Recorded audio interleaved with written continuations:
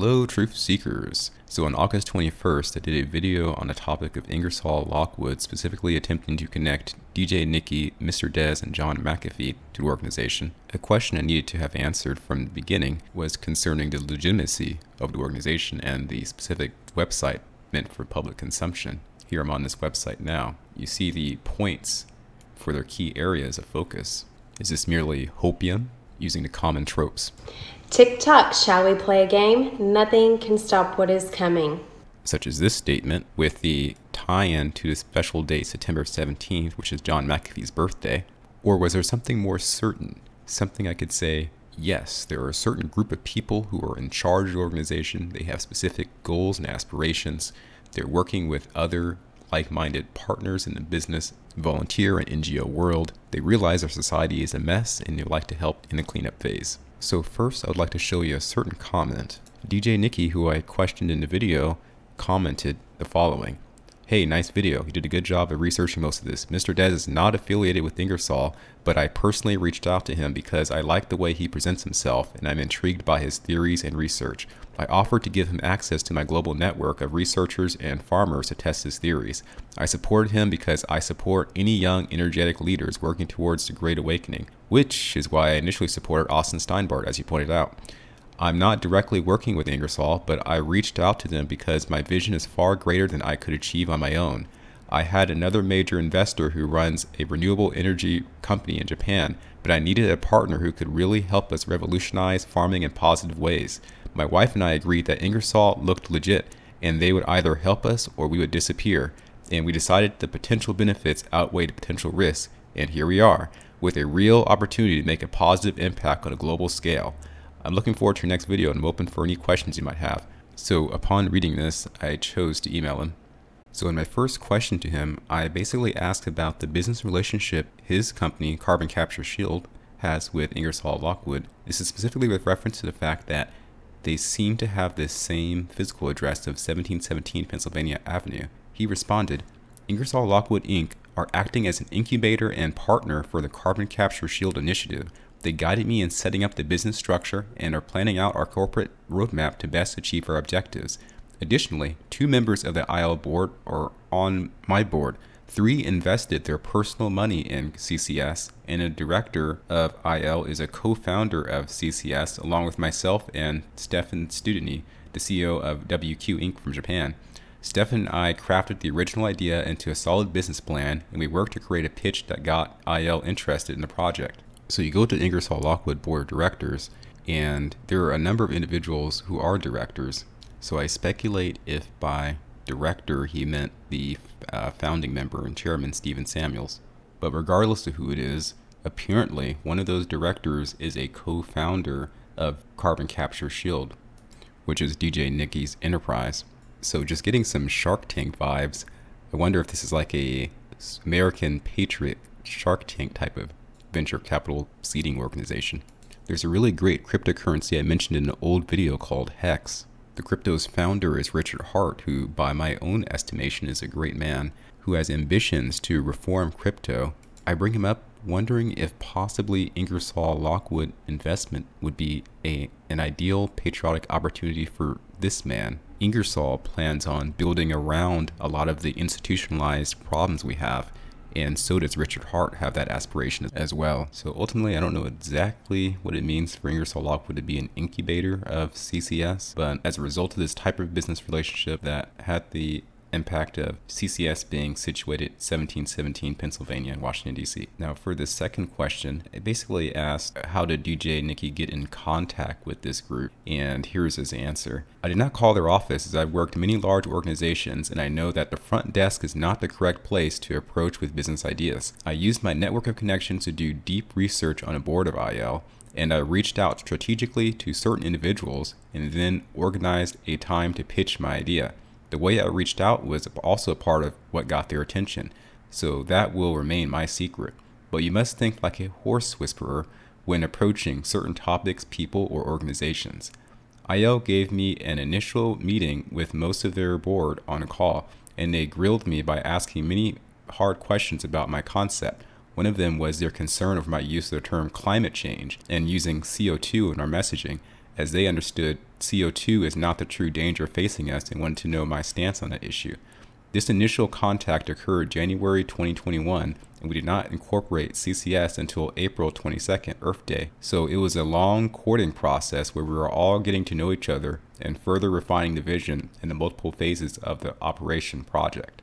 So you may look at this as advice to entrepreneurs and venture capitalists who may want to work with Ingersoll Lockwood in the future. The thing that fascinated me about this answer was that apparently Ingersoll also got somewhat hung up on the term climate change used in the CCS advertising. This answer also kind of put into my mind a notion that I may have to just rely on DJ Nick's statement as the only real evidence that Ingersoll Lockwood are who they state they are on the website. However, more details on that later. So the third question I asked was, have you had any interaction with the board of directors, and are you aware of any public information of those individuals to show evidence of their connection to Ingersoll Lockwood? And he answered, I have an email correspondence with almost all of the IL board in addition to the video conference calls. By the way, this answer is really kind of fascinating. 3 of them are in direct personal investors CCS, 2 of them are on my board, and have a weekly mastermind with another IL board member. Weekly mastermind. He says it's like a kind of personal coaching. Wow. So one of these individuals is like coaching him. Here's something I found early in my research that also helped to solidify my confidence in a company before I ever reached out to them. And he links me to something, which I'll show you.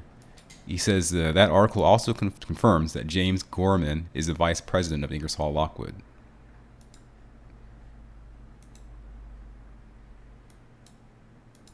So the website I'm on is called prweb.com. You can see it's Cision PR Web. And date is August 26, 2021. That's today's date.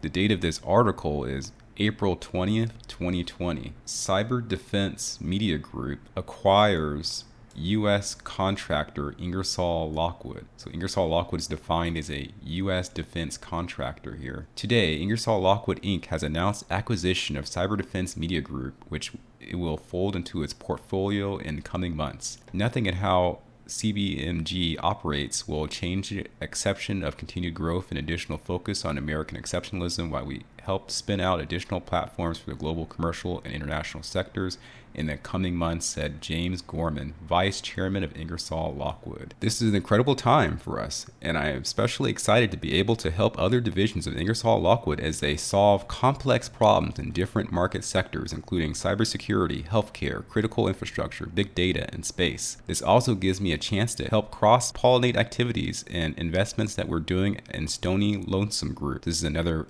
sector on their website, where we focus exclusively on investing in U.S. military veteran-run startups, said Gary S. Milewski, Chairman and CEO of Cyber Defense Media Group and publisher of Cyber Defense Magazine. Right, truth seeker. So this is an opportunity for me to begin to show you some of the hard evidence that apparently these people are in the position stated on that website, and they are who they say they are. So on this page from 2020, if you scroll over here, you see Gary S. Milewski is listed with the Cyber Defense Magazine, and there's like an email contact, also a Twitter and a Facebook. I clicked through the link. Reminder, this is what Cyber Defense Magazine looks like. On the Ingersoll homepage, you can also link through to the magazine. So I did reach out to Cyber Defense Magazine directly, and I started to get response advertisements by this individual named Mr. Milewski. Here's his detection and response strategies in the cloud. It asked me to register for some type of webinar on that topic. Now you notice he mentions James Gorman. He says other stuff below,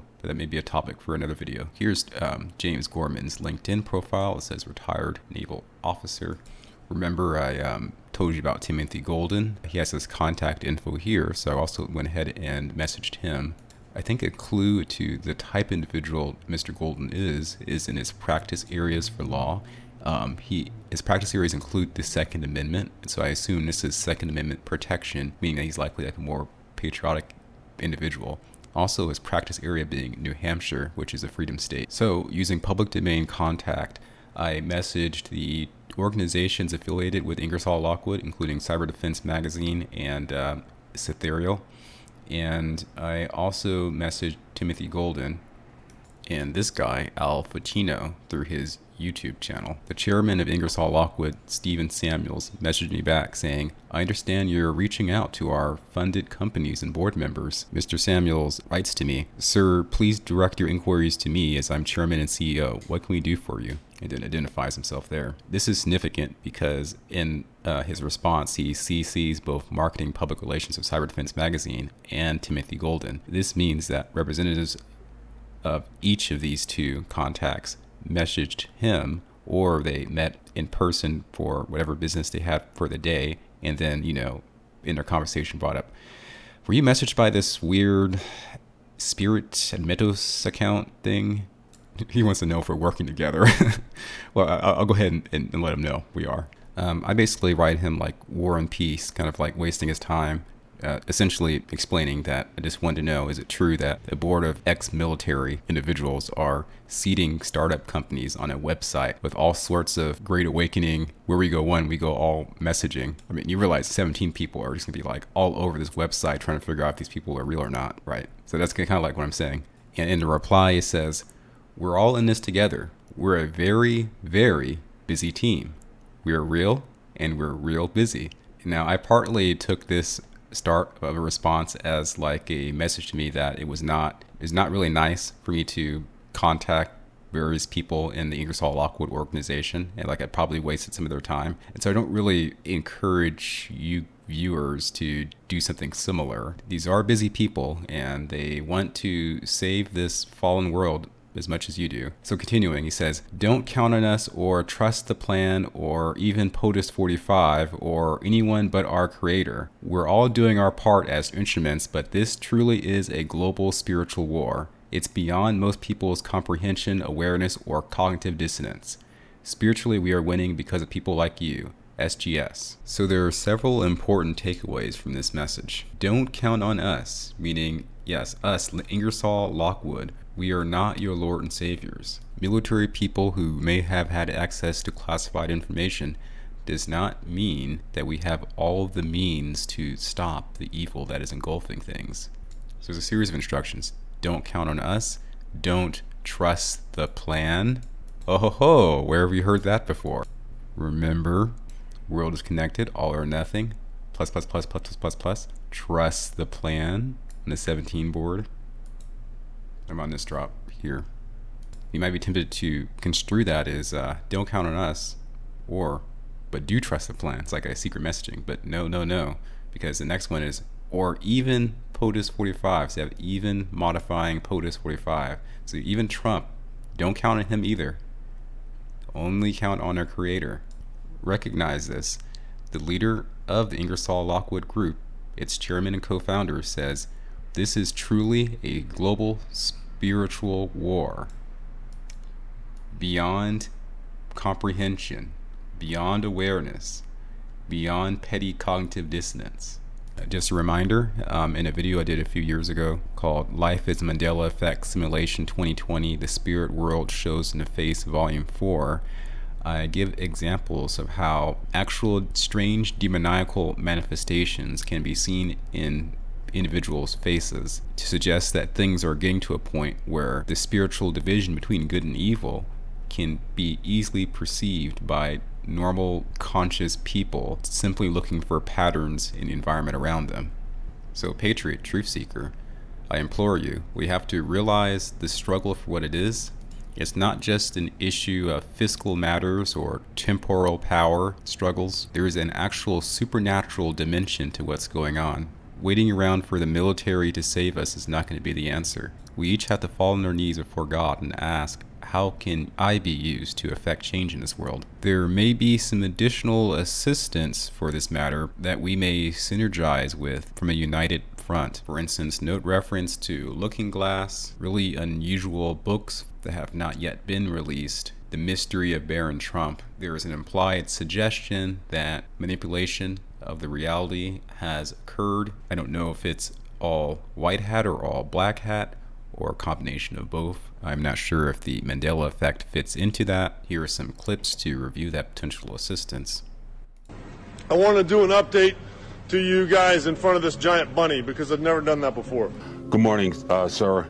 I do believe we have everything. If I can first say happy holiday for Dr. Martin Luther King, and please allow me to say how proud I am of the almost 25,000 National Guardsmen who have come in from all 50 states and territories to help support the Secret Service and the police departments with a peaceful transition of military power. Wow, this can't be a coincidence.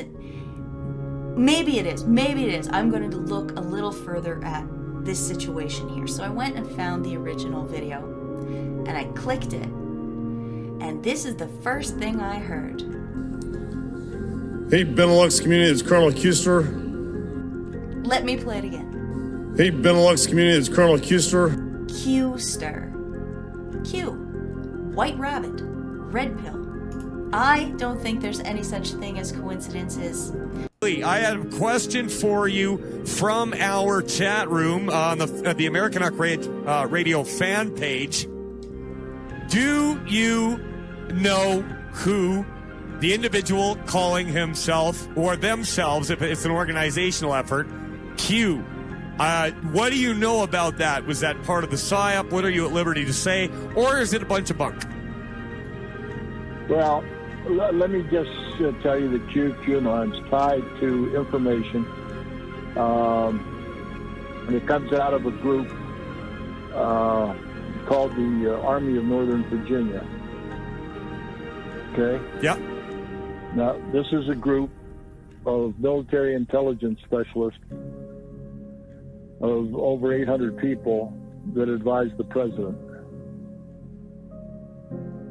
And so the president doesn't have a lot of confidence in the CIA or even the DIA, Defense Intelligence Agency, as much anymore.